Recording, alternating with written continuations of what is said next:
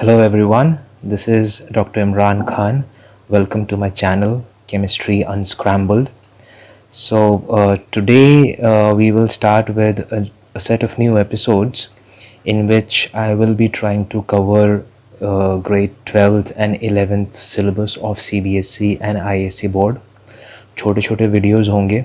मैं कोशिश करूँगा कि हर चैप्टर के सारे टॉपिक्स कवर कर सकूँ इन वीडियोस के थ्रू, ताकि स्टूडेंट्स उनको बार बार देख सकें एंड कुछ सीख सकें.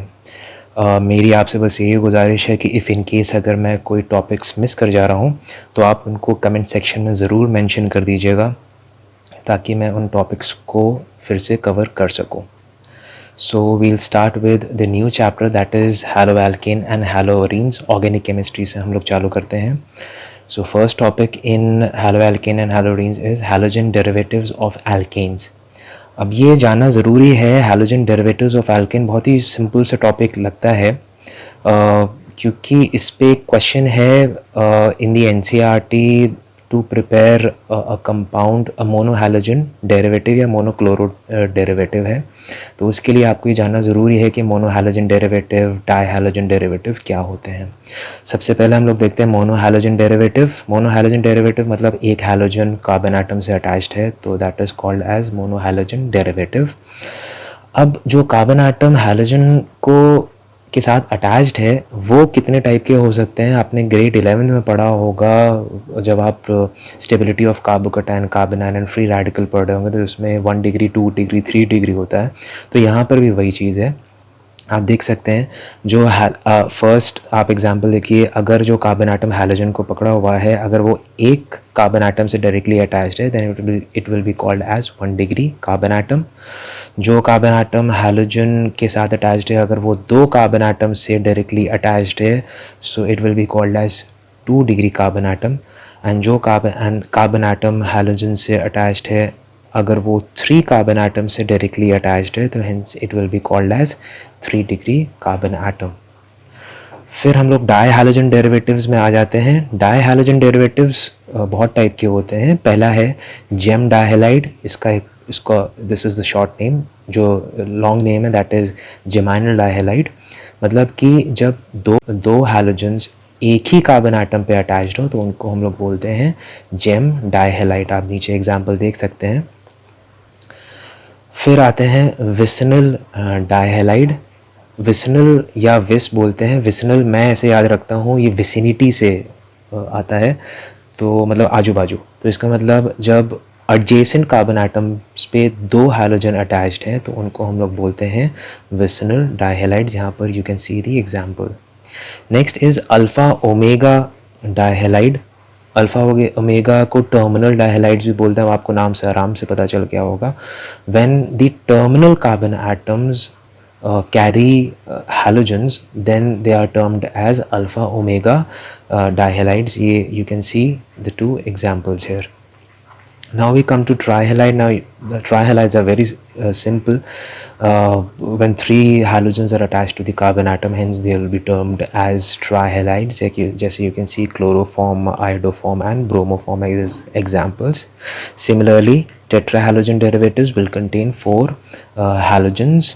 So you can see carbon tetrachloride, and this is 1,1,2,2 tetrachloroethane. I hope IUPAC आप लोग को आती होगी, इसलिए मैंने IUPAC इस वीडियो में इंक्लूड नहीं किया है. देन फिर आते हैं हम लोग कैटेगराइज करते हैं कार्बन आइटम को further into their hybridise state.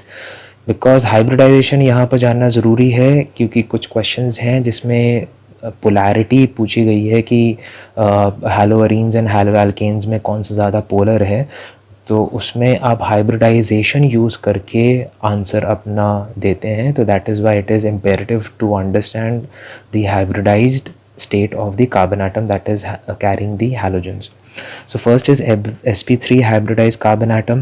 So you can see the two examples, क्लोरोईथेन and 2-chloropropan में जो कार्बन आटम हैलोजन को पकड़ा हुआ है दैट इज़ sp3 हाइब्रिडाइज. क्योंकि हम लोग हाइब्रिडाइजेशन में सिर्फ sigma bond and lone pairs count करते हैं, तो हेंस यहाँ पर 4 सिग्मा बॉन्ड है, hence the hybridisation will be sp3 in both the examples.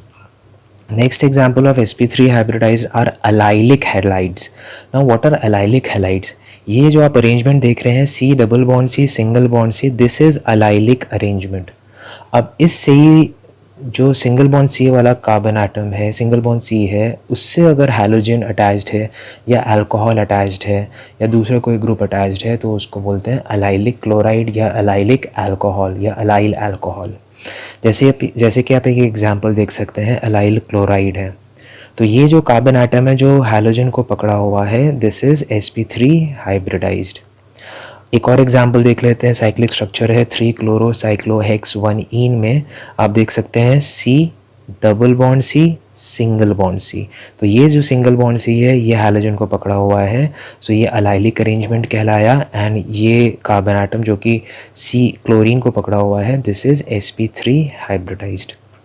फिर तीसरा एग्जाम्पल देखते हैं 3-chloro-1-phenyl-prop-1-ene में. फिर से वही arrangement C double bond C single bond C, again allylic arrangement. And ये जो CH2 है जो थर्ड नंबर वाला है, ये हैलोजन को पकड़ा हुआ है. This is sp3 hybridised because it has 3 sigma bonds.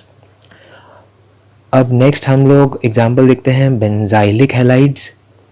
Benzylic halide से मतलब halogen is attach to benzylic carbon atom. Benzylic carbon atom मतलब बेंजीन से directly attach carbon atom is benzylic carbon atom. तो ये आगे फर्दर कैसे categorise होते हैं, एक होता है बेंजाइल क्लोराइड. बेंजाइल क्लोराइड तब बोलते हैं जब बेंजीन के ऊपर वाला जो कार्बन एटम है, बेंजीन से अटैच जो carbon atom, it has 2 hydrogens, तो उसको बोलते हैं बेंजाइलिक ग्रुप. अगर उस कार्बन एटम के साथ हैलोजन लगा हुआ है, सपोज क्लोरीन लगा हुआ है, तो it will be called as benzyl chloride. अगर बेंजीन के ऊपर जो कार्बन एटम है या बेंजीन से अटैच जो कार्बन एटम है उसके पास एक हाइड्रोजन है, सो उसको हम लोग बोलेंगे बेंजल अरेंजमेंट. एंड आप देख सकते हैं 2 क्लोरीन अटैच्ड हैं, तो hence it will be called as benzal chloride. फिर अगर बेंजीन के साथ जो अटैच कार्बन एटम है उसके पास एक भी हाइड्रोजन नहीं है, तो ऐसे अरेंजमेंट को हम लोग बोलते हैं बेंजो. और आप देख सकते हैं 3 क्लोरीन के साथ लगे हैं, तो बेंजो ट्राई क्लोराइड. एंड आप देख सकते हैं सारे केसेस में जो कार्बन एटम है आर sp3 हाइब्रिडाइज्ड. तो ये हाइब्रिडाइजेशन sp3 हाइब्रिडाइजेशन हो गई. फिर आते हैं sp2 हाइब्रिडाइज कार्बन एटम्स में. सबसे पहला है आपका क्लोरोबेंजीन. ये जो कार्बन एटम है क्लोरोबेंजीन वाला जो कि हैलोजन से डायरेक्टली अटैच्ड है, this is sp2 because it has 3 sigma bonds. Double bond में भी एक सिग्मा बॉन्ड होते हैं, तो we need to count only the sigma bonds. This is sp2 hybridised. अब एक और टर्म आता है विनाइलिक हैलाइड्स. विनाइल कंडीशन क्या होती है या विनाइल अरेंजमेंट क्या होता है? C double bond C single bond that halogen या सिंगल बॉन्ड दैट अल्कोहल. जैसे एग्जांपल आप नीचे देखिए विनाइल क्लोराइड, तो ये C डबल बॉन्ड C वाला अरेंजमेंट और फिर उसके साथ कोई ग्रुप लगा हुआ है, तो उसको हम लोग बोलेंगे विनाइलिक क्लोराइड या विनाइलिक अल्कोहल.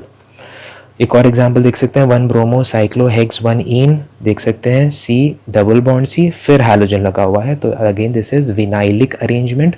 तो हेंस ये जो कार्बन एटम है this is sp2 hybridised and this carbon atom is also sp2 hybridised. अब sp हाइब्रिडाइज का एग्जांपल ऑब्वियसली ये तो बहुत सिंपल है. ट्रिपल बॉन्ड वाला कार्बन एटम अगर वो हैलोजन के साथ अटैच्ड है तो this carbon atom is sp hybridised. फिर लास्ट टॉपिक जो हमारा है इस एडिशन में, that is isomerism in mono halogen derivatives. We will take one example that is C4H9Cl.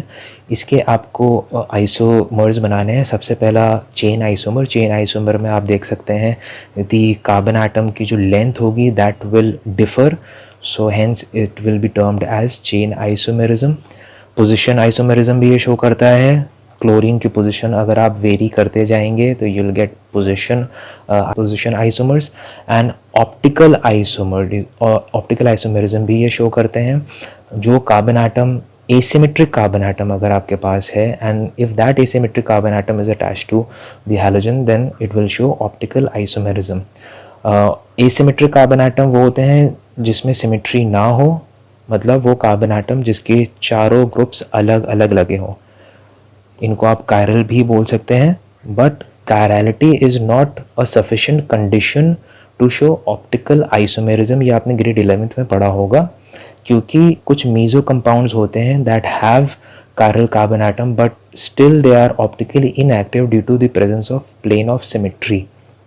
तो सबसे ईजीएस्ट कंडीशन क्या होती है, आप सिमेट्री चेक करिए, अगर सिमेट्री नहीं है then hence it will be optically active. तुरंत उसका मिरर इमेज बनाइए एंड बोल दीजिए these two mirror images are non superimposable. Right, these non superimposable mirror images are called as enantiomers. Simple, बस इतना. सो I hope आपको आज का वीडियो समझ में आया होगा. मैं जल्दी से जल्दी कोशिश करूँगा आगे ऐसे ही और वीडियोज़ फर्दर टॉपिक्स पे डालता जाऊँ. फिर से मैं रिक्वेस्ट करूँगा, if I have missed any topic so kindly mention that particular topic in the comment section below and I'll try to make a video on that topic as early as possible. By this, this is Dr. Imran Khan signing off. Hope you have liked the video. Thank you. Thanks a lot.